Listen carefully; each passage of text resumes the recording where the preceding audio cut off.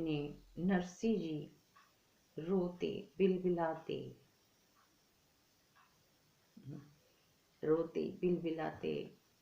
रह गए।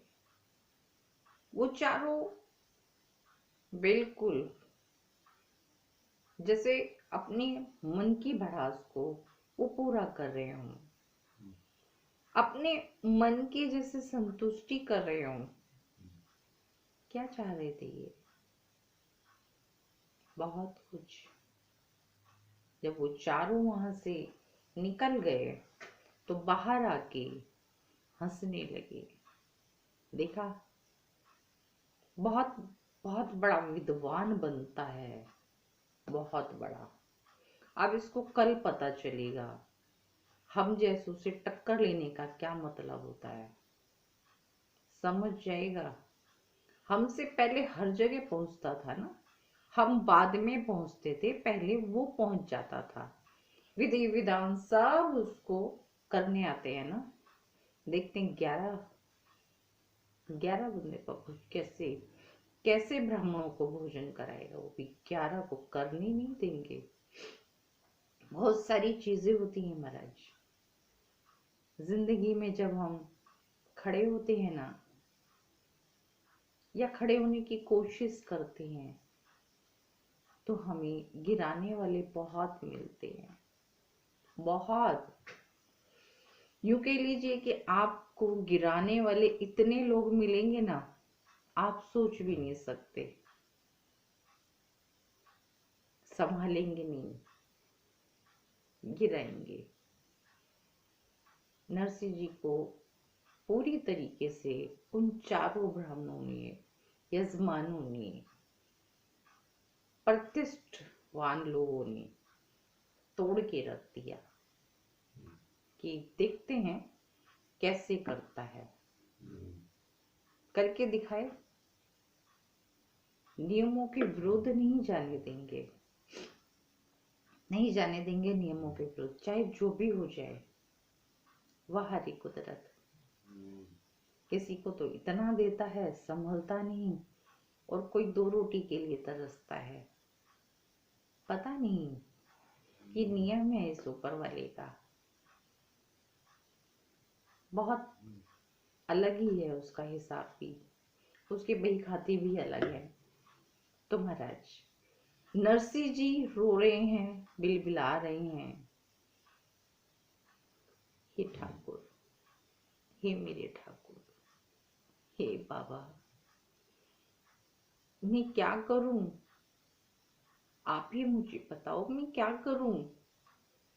मैंने जीवन में कभी धन नहीं कमाया, कभी धन के विषय में सोचा भी नहीं, और पूरे गांव का भोजन, पूरी गांव को जिमाना, ये मुझसे नहीं हो पाएगा ठाकुर जी, मुझसे नहीं हो पाएगा। आप मेरे लिए कुछ सोचो, मैं क्या करूं? मुझसे नहीं हो पाएगा। ठाकुर जी के सामने नरसिंह जी रो रहे हैं, बिलबिला रहे हैं। उनकी जेब में नहीं है। क्या करे नरसिंह जी? कुछ नहीं कर सकते वो, बट ठाकुर जी तो बहुत कुछ कर सकते हैं ना। जब वो चारों वहां से निकले तो हंस रहे हैं, कल मजा आएगा। एक कहता देखा कितना अच्छा पछाड़ा नरसिंह जी को, दूसरा कहता नहीं, आज तो कुछ नहीं, लेकिन कल कल एक आनंद होगा।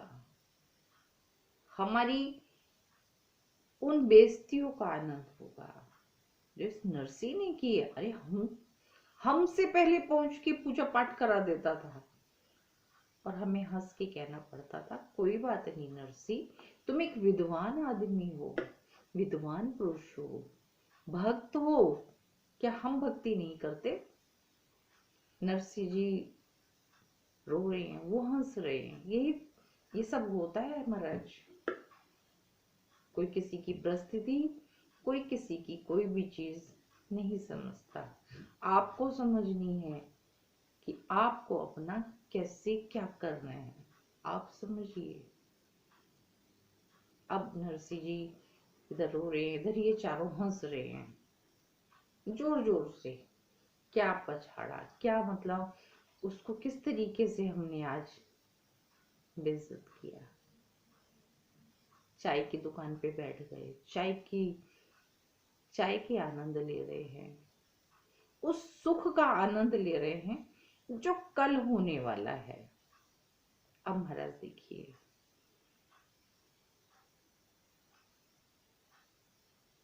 चाय पी रहे हैं, आनंद ले रहे हैं, तब तक दो सेठ धीरे धीरे धीरे धीरे चले आ रहे हैं और चाय की दुकान पर आते ही बोलते हैं, जय श्री कृष्णा, राधे राधे। बोलते हैं, जय श्री कृष्णा, राधे राधे, क्या काम है, कौन हो तुम? बोले जी हमें कोई सेठ चाहिए। उन्होंने बोला, सेठ चाहिए, किस लिए चाहिए, सेठ का करोगे क्या? बोले महाराज हमें द्वारका जाना है, द्वारका जाना है और द्वारका में महाराज द्वारका में जाके हमें द्वारकाधीश के दर्शन करनी है, प्लस कारोबार से जा रहे हैं। अब उन चारों के दिमाग में नरसी का ख्याल आ गया। मजाक पे और मजाक, क्यों उड़ाते हो भाई किसी की मजाक? हाँ, आज भी होता है ना, किसी की जेब में नहीं है तो लगे रहो लगे रहो लगे रहो। क्यों? अरे नहीं दोगे तभी तो मांगेगा ना, दे दोगे तो क्यों मांगेगा, उसका काम नहीं बन जाएगा। ये आज भी होता है। अब वो चारों कहते हैं, हाँ है ना एक सेठ, अरे बिल्कुल है, इसी गांव में है, हमारे जूनागढ़ में सबसे बड़ा सेठ है नरसी मेहता, कृष्ण भक्त नरसी मेहता। वो सेठ बिल्कुल नहीं लगता, साधु की वस्त्रों वेशभूषा में रहने वाला आदमी तुम्हें सेठ कैसे लगेगा भाई? वो सेठ नहीं है नहीं मतलब लगता नहीं है। आप उसे जब देखोगे तो आप कहोगे, अरे ये तो सेठ है ही नहीं, पर वो हकीकत में सेठ है। आप उसके पास जाओ और बोलना कि हमें, लेकिन सेठ से काम क्या है? बोले हमें हुंडी लिखवानी है, अपना रुपया उसे देना है और उसके बदले हम नगद लेंगे। बोला हाँ ठीक है, तो फिर नरसी जी ही ठीक है। सबके दिमाग में खुराफात चल रही थी। अब नरसी जी के पास वो जाते हैं, लेकिन वो समझा देते हैं कि जब तक पाँव मत छोड़ना पकड़ के, जब तक कि वो ये ना कह दे कि हाँ हाँ हाँ मैं तुम्हारा काम कर रहा हूं। तो महाराज अब वो नरसी जी रो रहे हैं ठाकुर जी के सामने, ठाकुर मेरे बाबा बताइए ना मैं क्या करूं, कल के लिए मेरे लिए क्या सोचा है मुझे नहीं मालूम, आप करोगे, मेरा जो करना है आपको करना है, मैं नहीं जानता। मेरा धन, मेरा अन्न, मेरा सब कुछ आप हैं, आप मेरी मदद करो, मुझे नहीं पता, आपको ही मेरा करना है। अब तो चारों, दोनों कहते हैं, दोनों से, नरसी जी, सेठ नरसी। वो निकल के आता है बाहर, कहता जी नरसी तो मैं हूं पर मैं सेठ नहीं हूं। वो दोनों फट से पाँव में गिर जाते हैं और कहते हैं, हाँ हाँ नरसी जी हमें पता है आप सेठ नहीं हो, पर नरसी जी तो हो। बोले हाँ नरसी जी तो हूँ, पर मैंने कहा ना मैं सेठ नहीं हूँ। बोले कोई बात नहीं। बोली क्या काम है? बोले नरसी जी पहले आप हाँ करो, जब आप हाँ करोगे तो ही हम आपके पाँव छोड़ेंगे। बोली मुझे पता तो चले क्या काम है। बोली कि सबसे अहम काम है, हमारे ईश्वर का कार्य है। हम ईश्वर के कार्य से द्वारका जा रहे हैं, द्वारकाधीश के दर्शन करने, हमारी हुंडी लिख दो। बोले ठीक है, दर्शन करो जाके, पर हुंडी का क्या मतलब? बोले हमारे पास आप ही सेठ हो, रास्ते में चोरी चकारी हो जाए, क्या करूंगा मैं? दोनों ने कहा हम दोनों क्या करेंगे, एक एक करके काम में क्या करूंगा? बोले हम क्या करेंगे नरसिंह जी, ऐसी अवस्था में आप हमारी हुंडी लिख दो। आप हमसे 700 रुपए ले लो और हमें वहां के सेठ के लिए, सेठ के नाम हुंडी लिख कर दे दो। उन्होंने बोला मैं किसी सेठ को नहीं जानता, तो मैं आपको हुंडी कैसे लिख के दे दूं, कैसे आपके 700 रुपए ले लूं? ये उस समय की बात है जब 10 रुपए भी बहुत बड़ी रकम थी। अच्छे अच्छे घराने के लोगों के पास 10 रुपए होते थे। आजकल तो 2000 का नोट खुला ही खत्म, पता ही नहीं चलेगा।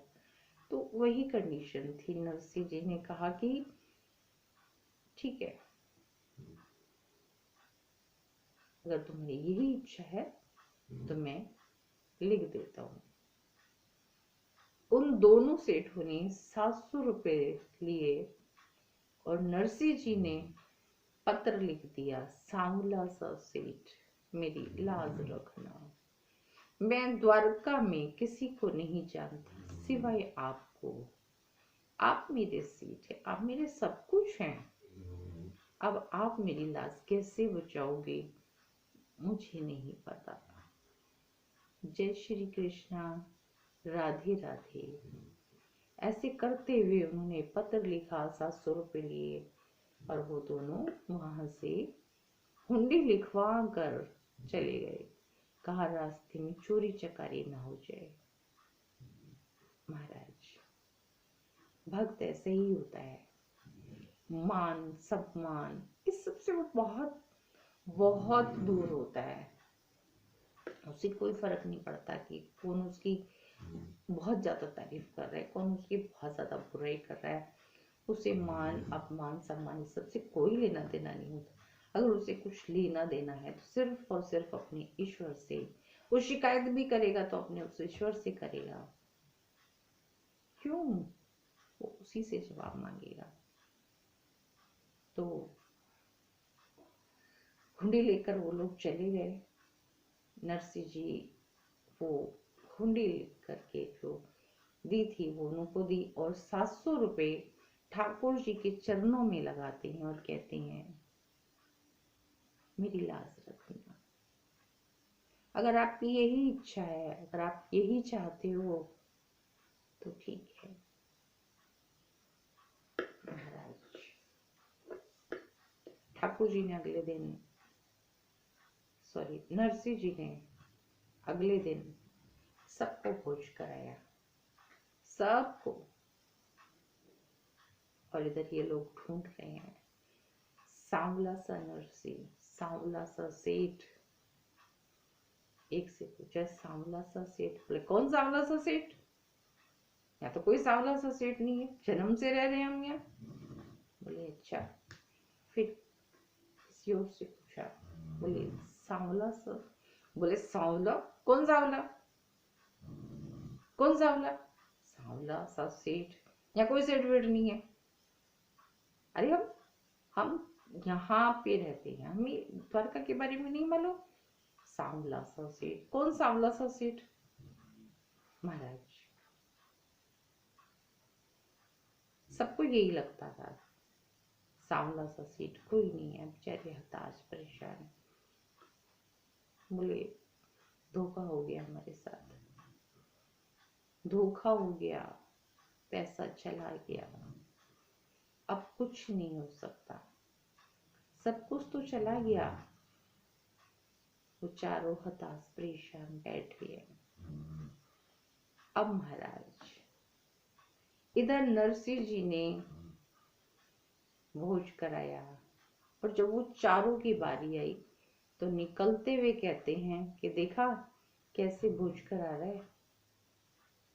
उन बेचारों के सेठों के जो पैसे थे ना वो ठग लिए इसने।